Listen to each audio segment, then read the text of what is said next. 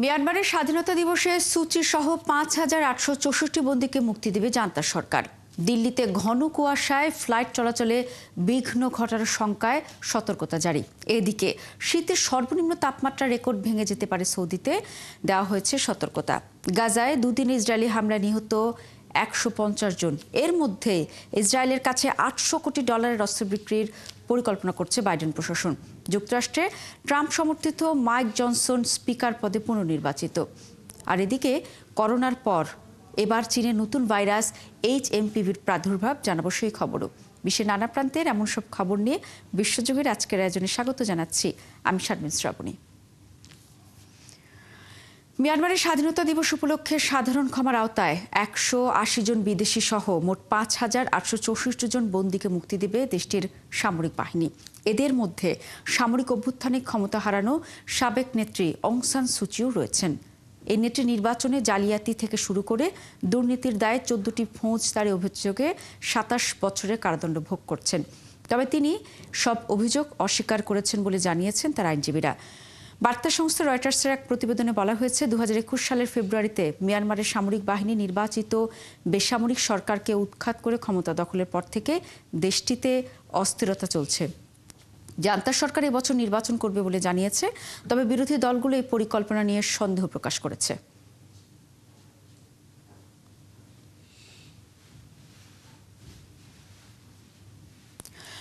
ভারতের রাজধানী দিল্লিতে মারাত্মক বায়ু দূষণের কারণে অনেক জায়গায় দৃষ্টিসীমা শূন্যের কোঠায় নেমে এসেছে। শুক্রবার দিল্লির ঘন ধোঁয়াশায় ঢেকে যাওয়ার ফলে ফ্লাইটে ব্যাঘাত সৃষ্টির শঙ্কায় সতর্কতা জারি করেছে সেখানকার বিমানবন্দর কর্তৃপক্ষ।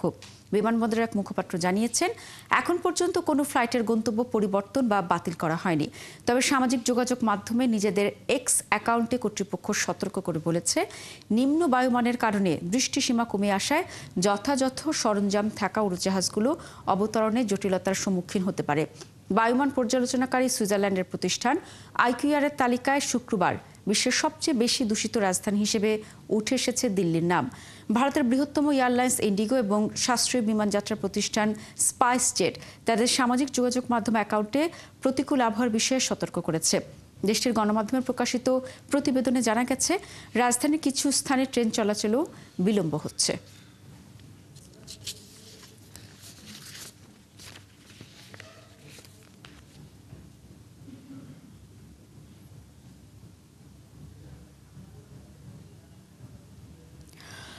মধ্যপ্রাচ্যের অন্যান্য দেশের মতো সংযুক্ত আরব আমিরাতেও পড়েছে ব্যাপক শীত। এই শীতের মধ্যে উপসাগরীয় অঞ্চলের এই দেশটির বিভিন্ন অঞ্চলে শুরু হয়েছে মাঝারি থেকে ভারী বর্ষণ। সংযুক্ত আরব আমিরাতের রাজধানী আবুধাবি সহ দুবাই, ফুজাইরা, রাস আল খাইমা, শারজা এবং উম্মুল কোয়াইনে ব্যাপক বৃষ্টি হয়েছে। শুধুমাত্র আজবানে বৃষ্টি হয়নি। স্থানীয় আবহাওয়া দফতর জানিয়েছে, আস আল খামিয়া এমিরাতের গালিলা আদেন, ফুজাইরা, আল ইক্কা, আল মাদাম, সুয়াইলা, শারজা আমিরাতের আল দাইদ, আল কুয়াইনের আল রাওয়াদ হালকা থেকে ভারী বর্ষণ হয়েছে। বৃষ্টিপাত ও মেঘলা আবহাওয়ার সঙ্গে যোগ হয়েছে কুয়াশাও। আবহাওয়ার এই পরিস্থিতিতে খুব জরুরি প্রয়োজন ছাড়া লোকজনকে বাড়ির বাইরে বের না হওয়ার পরামর্শ দিয়েছে আবহাওয়া দফতর। এদিকে সৌদি আরবের সর্বনিম্ন তাপমাত্রার নতুন রেকর্ড হতে পারে চলতি বছর, এমন আভাস দিয়েছে সৌদি আরবের আবহাওয়া অধিদপ্তর। ভাঙতে পারে ৩৩ বছরের রেকর্ড। দেশটিতে সর্বনিম্ন তাপমাত্রা রেকর্ড হয়েছিল ১৯৯২ সালে। তাপমাত্রা নেমে গিয়েছিল -৯.৩ ডিগ্রি সেলসিয়াসে। আর এবার দেশটির আবহাওয়ার যে পরিস্থিতি, তাতে ৩৩ বছর আগে সেই রেকর্ড ভেঙে যাওয়ার পরিস্থিতি দেখা দিয়েছে। শুক্রবার সামাজিক যোগাযোগ মাধ্যম এক্সে এক বিবৃতিতে সৌদির আবহাওয়া দফতর ন্যাশনাল সেন্টার ফর মেট্রোলজি জানিয়েছে, সামনের দিনগুলিতে দেশটির তাবুক, আল জৌফ সহ উত্তরাঞ্চল এবং উত্তরাঞ্চলীয় সীমান্তে তুষারপাত হবে। এর বাইরে রাজধানী রিয়াদ, মক্কা, মদিনা সহ দেশের অধিকাংশ এলাকায় তীব্র শৈত্যপ্রবাহের পাশাপাশি ভারী এবং মাঝারি মাত্রার বৃষ্টিপাত হবে। আসির, জাজান, আল বাহা, মক্কা, রিয়াদ, পূর্বাঞ্চলীয় প্রদেশেও ভারী ও মাঝারি বর্ষণের পাশাপাশি ঘন কুয়াশা তুষারপাত ঘটতে পারে। এই অবস্থা দীর্ঘায়িত হলে ২০২৫ সালে সম্ভবত সর্বনিম্ন তাপমাত্রার নতুন রেকর্ড দেখা যাবে বলে জানিয়েছে আবহাওয়া অফিস।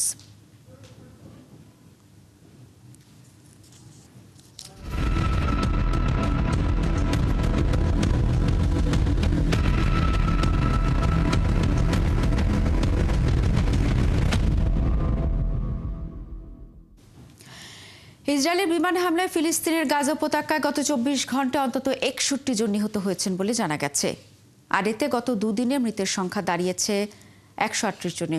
গাজার স্বাস্থ্য মন্ত্রণালয় জানিয়েছে, বৃহস্পতিবার গাজা উপত্যকার অন্তত 8টি এলাকায় বিমান হামলা চালিয়েছে ইসরায়েলি বিমান বাহিনী। এতে 77 জন নিহত হওয়ার পাশাপাশি আহত হয়েছেন 145 জন। আর শুক্রবার মৃতের সংখ্যা ছিল 61। যুদ্ধবিরতি আলোচনা শুরুর মধ্যেই এসব হামলা চালানো হয়েছে বলে জানিয়েছে ফিলিস্তিন। এসব হামলার পর গাজা ইসরায়েলি বাহিনীর গত 15 মাসের অভিযানে মোট নিহত সংখ্যা পৌঁছেছে 45,779 জনে।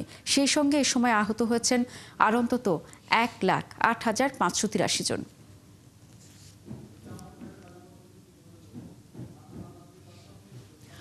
প্রায় 15 মাস ধরে চলমান গাজা ইসরায়েলি বাহিনীর অব্যাহত হামলায় চরম মানবিক সংকটে রয়েছে গাজার বাসিন্দারা। খাবার, বাসস্থান, পানি, জ্বালানি, শীতের পোশাকের অভাব, আর তার মধ্যে আকস্মিক বৃষ্টিতে তাঁবু প্লাবিত হওয়া। সংকটের শেষ নেই গাজায়।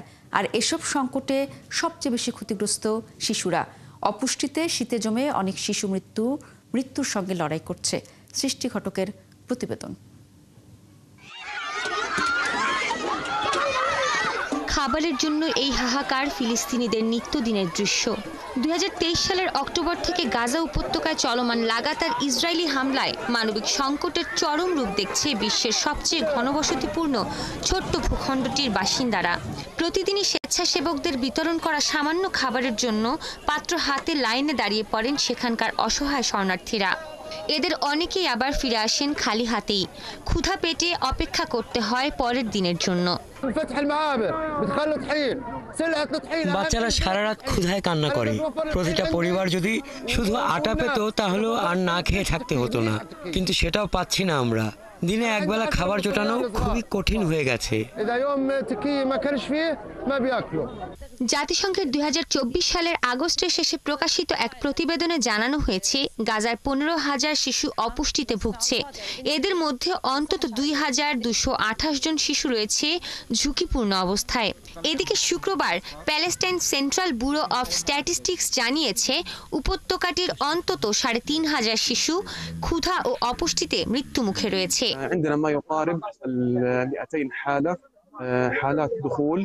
এদিকে 15 মাস ধরে চলমান গাজা যুদ্ধে শিশুরাই সবচেয়ে বেশি ক্ষতিগ্রস্ত হচ্ছে বলে জানিয়েছে জাতিসংঘের শিশু বিষয়ক সংস্থা ইউনিসেফ। সংস্থাটির মুখপাত্র কাজেম আবু খালাফ জানিয়েছেন, শুধু বিমান হামলাই নয়, অপুষ্টি, অসুখ, তীব্র শীত, পানযোগ্য পানির অভাব সেখানকার শিশুদের মৃত্যুর মুখে ঠেলে দিচ্ছে। নতুন বছরে গাজায় উদযাপনের কিছু নেই।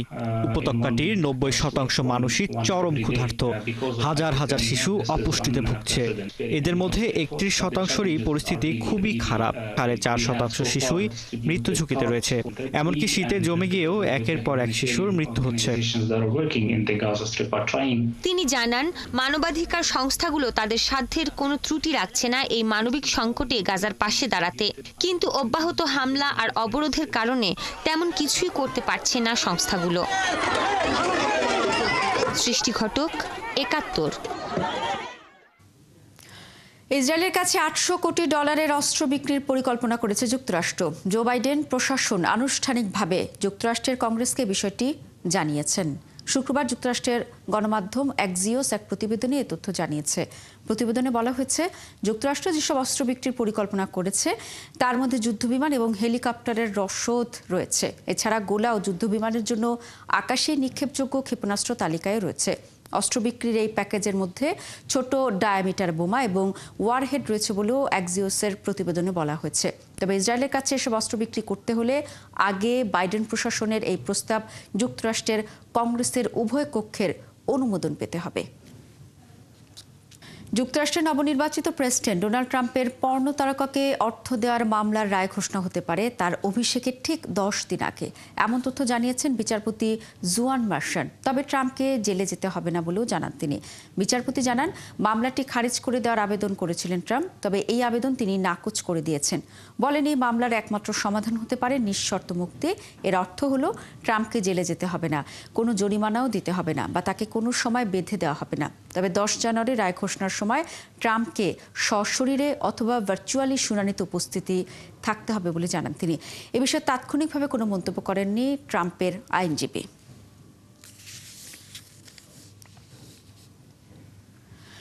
যুক্তরাষ্ট্র কংগ্রেসের নিম্নকক্ষ প্রতিনিধি পরিষদের বর্তমান স্পিকার মাইক জনসন স্বপদে পুনর্নির্বাচিত হয়েছেন। দেশটির স্থানীয় সময় গতকাল শুক্রবার কংগ্রেসের ভোটাভুটিতে নানা নাটকীয়তার পর জয়ী হন জনসন।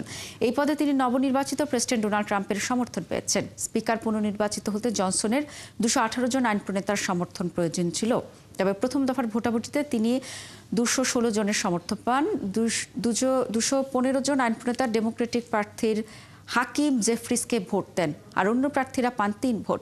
রিপাবলিকান প্রার্থীর 3 জন আইন প্রণেতা জনসনকে ভোট দেননি। কোনো প্রার্থী প্রয়োজনীয় সংখ্যক ভোট না পাওয়ায় ভোটাভুটি দ্বিতীয় দফায় গড়ায়। তিনি রিপাবলিকান আইন প্রণেতাদের কাছ থেকে পরের দফায় 218টি ভোট পান, আর হাকিম পান 215টি ভোট। অন্য প্রার্থীদের ঝুলিতে 1টি ভোট জমা পড়ে, আর শেষ হাসি হাসেন জনসন।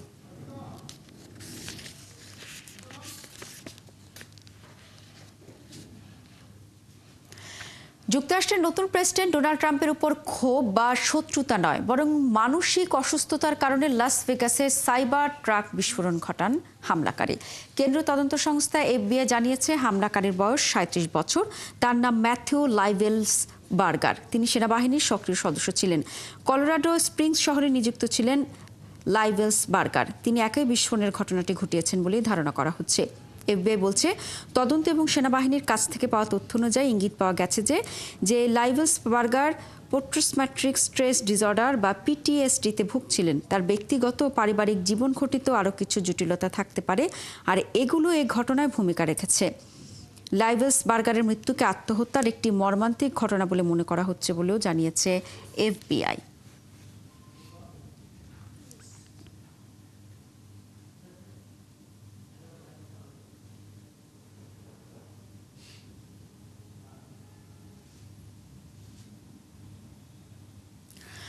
রাশিয়ার জাহাজ থেকে ছড়িয়ে পড়া বিপুল পরিমাণ তেল ক্রিমিয়ার সমুদ্র সৈকতে এসে পৌঁছেছে রুশ প্রশাসনের দাবি। তাদের 2টি ট্যাঙ্কার ভলগনেফট 212 এবং ভলগনেট 239 মাঝ সমুদ্রে দুর্ঘটনার কবলে পড়ার পর থেকে তেল ছড়াচ্ছে। প্রতিটি ট্যাঙ্কারে প্রায় 9200 টন তেল মজুদ ছিল। রাশিয়ার প্রশাসন জানিয়েছে গত মাসে মাঝ সমুদ্রে ঝড়ের কবলে পড়ে ক্ষতিগ্রস্ত বিকল হয়ে যায় খুবই পুরনো ট্যাঙ্কার দুটি। এখনো পর্যন্ত সেগুলো থেকে তেল অন্য জাহাজে স্থানান্তর করা সম্ভব হয়নি, ফলে ক্রমাগত তেল সমুদ্রে ছড়িয়ে পড়ছে। তেল ছড়িয়ে পড়ার ফলে জলজ প্রাণী ও উপকূলীয় বাস্তুতন্ত্রে বড় ধরনের প্রভাব পড়ার আশঙ্কা রয়েছে। রুশ প্রেসিডেন্ট ভ্লাদিমির পুতিন জানিয়েছেন পরিস্থিতি মোকাবেলায় একটি বড় স্বেচ্ছাসেবক দল ঘটনাস্থলে কাজ শুরু করেছে। রাশিয়ার গণমাধ্যম জানায় প্রায় 10,000 মানুষ তেল দূষণের কারণে ক্ষতিগ্রস্ত জলজ প্রাণীদের উদ্ধার ও সমুদ্র সৈকত পরিষ্কারের কাজে নিয়োজিত রয়েছে। এরই মধ্যে সমুদ্র সৈকত থেকে 73,000 টন বালি সরিয়ে নেওয়া হয়েছে। ধারণা করা হচ্ছে প্রায় 2 লাখ টন বালিতে তেল মিশে গেছে। কোভিড-19 মহামারীর 5 বছর পর চীনে আবারও নতুন একটি ভাইরাসের প্রাদুর্ভাব দেখা দিয়েছে। হিউম্যান মেটানিউমেটোভাইরাস HMPV দ্রুত ছড়িয়ে পড়ছে বলে খবর পাওয়া গেছে। অনেকটা ইনফ্লুয়েঞ্জার মতো এই ভাইরাসে এরই মধ্যে আক্রান্ত হয়েছেন অনেকে, ফলে নতুন করে উদ্বেগ এবং আতঙ্ক ছড়িয়ে পড়েছে। এর মধ্যে চীনে জরুরি অবস্থা জারি করা হয়েছে বলে খবর ছড়াচ্ছে, তবে সত্যতা এখনও যাচাই করা সম্ভব হয়নি। বিশেষজ্ঞরা আশঙ্কা করছেন এই ভাইরাসের কারণে নতুন করে মহামারীর উদ্ভব হতে পারে। HMPV এমন একটি ভাইরাস যা উপরের এবং নিচের শ্বাসযন্ত্রে সংক্রমণ ঘটায়। CDCর দেওয়া তথ্য অনুযায়ী সব বয়সের মানুষই এই ভাইরাসে আক্রান্ত হতে পারে। এই ভাইরাসে আক্রান্ত হলে জ্বর, কাশি এবং শ্বাসকষ্ট হতে পারে। কলম্বিয়ার দক্ষিণ পশ্চিমাঞ্চলে যাত্রীবাহী বাস খাদে পড়ে নিহত হয়েছেন অন্তত 13 জন, আহত হয়েছেন আরও অন্তত 28 জন। স্থানীয় কর্তৃপক্ষ জানিয়েছে রাজধানী বগুড়া থেকে 570 কিলোমিটার দক্ষিণ পশ্চিমের নারিনো রাজ্যের টাঙ্গুন এলাকায় দুর্ঘটনা হয়। বাসটি বেশ কিছু পর্যটক নিয়ে কালী শহর থেকে ইকুয়েডর সীমান্তের লাস লাজাস এর অভয়ারণ্যে লেডি অফ রোজারির উদ্দেশ্যে যাচ্ছিল। কলম্বিয়ার পরিবহন মন্ত্রণালয়ের তথ্য মতে প্রতি বছর দেশটিতে সড়ক দুর্ঘটনায় মারা যান কমপক্ষে 8,000 মানুষ।